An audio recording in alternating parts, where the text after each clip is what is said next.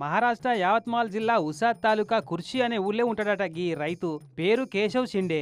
అయితే ఈ రైతు పొలం మీదంగా వార్దా నాందేడ్ సిటీల నడమ కొత్త రైల్వే లైన్ వరుస్తందుకు ప్లాన్ వేసిందట రైల్వే. ఇక లైన్ వరవాలంటే 2 దిక్కుల భూమి జాగా సేకరించాలి కదా. ఇక అటనే అందరితో పాటు ఈ కేశవ్ షిండేకు ఉన్న 7 ఎకరాల పొలం జాగా తీసుకుంటందుకు కూడా ఒప్పందం అయిపోయింది. ఇక అన్ని అట్లనే లెక్కగట్టి జాగ ఎట్లుంది, ఎట్లా ప్లాన్ గీయాలని సర్వే కోసం వచ్చిన రైల్వే ఉద్యోగులలో ఒక ఆయన నుండి పొలం నడిమిట్లున్న ఈ చెట్టును చూసి షాక్ అయిందట. ఎందుకంటే ఇది అసంటి చెట్టు కాదు, మరి ఎర్రచందనం చెట్టు అట.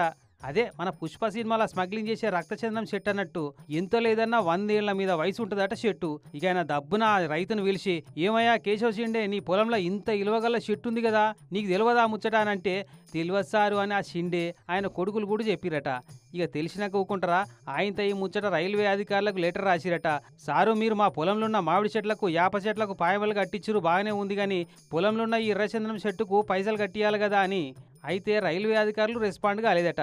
ఇక ఇట్లా కాదని అక్కడ జిల్లా కలెక్టర్కి చెప్పిడట. ఈ కేసు మా పరిధిలోకి రాదయ్యా అని కలెక్టర్ సారంటే, ఇక ఆడికెళ్ళి చక్కగా మహారాష్ట్ర హైకోర్టులో కేసేస్తే పెద్ద కోర్టోలుండి ఆ చెట్టు ఇలువెంతు లెక్కేసేదాకా రైతు కేశవ్ షిండే కుటుంబం పేరు మీద ₹1 కోటి డిపాజిట్ చేయాలి, అలాకెళ్ళి 50 లక్షల రూపాయలు వాడుకునే పర్మిషన్ కూడా ఇవ్వాలని ఆర్డర్ వేసిరట. స్మత్ అంటే వీళ్ళదేపో.